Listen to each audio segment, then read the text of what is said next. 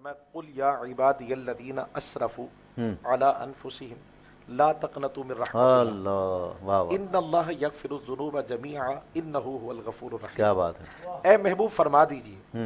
یا عبادی میرے بندو۔ اللہ اس پر اگر ہم غور کریں کہ رب اپنے محبوب کے ذریعے سے جو کلام فرما رہا ہے اور بندوں سے جب بات کر رہا ہے، فرمایا قل اے محبوب فرما دیجیے اللہ یا عبادی میرے بندو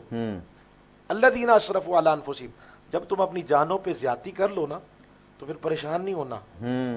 لا تقنطوا من رحمت اللہ، واہ واہ، میری رحمت سے مایوس نہیں ہونا، بے شک، بس سچے دل سے تم نے توبہ کرنی ہے۔ اب وہ گناہ جتنے بھی ہوں اللہ سب کو بخش دے گا، آہا، سارے گناہوں کو معاف فرما دے گا۔ اس لیے حدیث پاک کا مفہوم ہے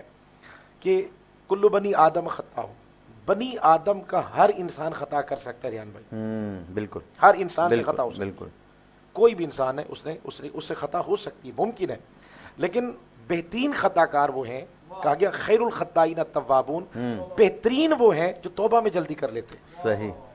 جو توبہ میں جلدی کیا کر بات لیتے ہے، ہیں، کیا یعنی خطا کو امکان ہے، انسان ہے، اس سے گناہ ہوگا، اس سے غلطی ہوگی، لیکن بہترین وہ حدیث پاک کا مفہوم یہ ہے کہ جو اپنی توبہ میں جلدی کر لیتے ہیں، دیر نہیں کرتے۔ ادھر گناہ ہوا، کیونکہ توبہ کا معنی ایک یہ ہے کہ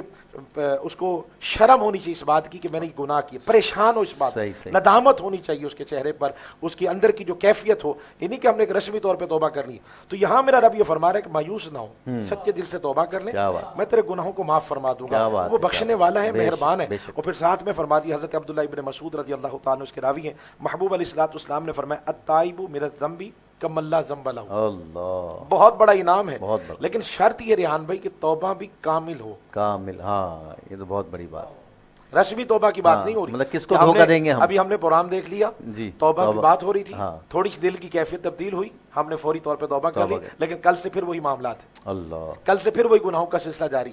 یہ توبہ نہیں ہے۔ صحیح، ہم نے کوئی پروگرام دیکھا، ہم نے کوئی کتاب پڑھ لی ہے، کسی محفل میں بیٹھے تھے تو دل کی دنیا بدل گئی، ایک لمحے کے لیے کیفیت طاری ہوئی، ہم نے وہاں توبہ کی، اور پھر اس کے بعد جو کچھ ہم کرتے تھے وہی سارا سلسلہ ہم نے شروع کر دیا ہے۔ توبہ کا مطلب یہ ہے سچے دل سے کامل توبہ، یعنی کامل توبہ کیا ہے ریحان بھائی کہ ایک تو جو گناہ کیا اس پر ندامت ہو، اور پھر چھوڑنے کا پکا ارادہ ہو،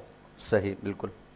ہاں انسان ہے، پھر جا کر بھی کبھی اس سے خطا ہو سکتی ہے، لیکن یہاں جب وہ توبہ کرے تو وہ پکا ارادہ کر کے کرے کہ آج کے بعد پھر میں یہ گناہ نہیں کروں گا۔ میں یہاں ایک واقعہ کوٹ کر دیتا ہوں، کسی بات کی وضاحت ہو جائے گی۔ حضرت سیدنا عمر فاروق رضی اللہ تعالیٰ عنہ کا دور، صحیح، ہم سنتے رہتے ہیں کہ ایک شرابی شراب پیا کرتا، تو وہ شراب کی بوتل لے کے جا رہا تھا، اور سامنے سے حضرت عمر فاروق رضی اللہ تعالیٰ تشریف لے آئے۔ جب حضرت عمر تشریف لائے تو اس نے جب حضرت عمر رضی اللہ تعالیٰ کو دیکھا تو فوراً اس نے چادر اوڑھ رکھی تھی، دل ہی دل میں رب کی حضور عرض کرتا، مولا آج بس تو عمر سے بچا لے، آج کے بعد شراب، یہ توبہ ہے، سچے دل سے توبہ، آج تو مجھے مولا عمر کے جلال سے بچا لے، آج کے بعد پھر میں یہ شراب نہیں پیوں گا۔ اب جب حضرت عمر رضی اللہ تعالیٰ نے پوچھا کہ تمہارے پاس کیا ہے،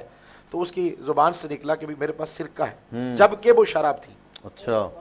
اب وہ عمر کے خوف کی وجہ سے اس کی زبان سے نکلا تو حضرت عمر تھے نا آگے، انہوں نے کہا اچھا دکھاؤ، جب دیکھا نا ریحان بھائی تو پھر وہ جو شراب تھی وہ سرکے میں بدل گئی۔ اللہ اتنا مہربان ہے کہ وہ سچے دل سے توبہ تو کرے، اس لیے حضور نے فرمایا التائب من الذنب کمن لا ذنب لہ، توبہ کرنے والا شخص ایسا ہے جیسے اس نے گناہ کیا ہی نہیں، لیکن شرط یہ ہے کامل توبہ۔ سبحان اللہ۔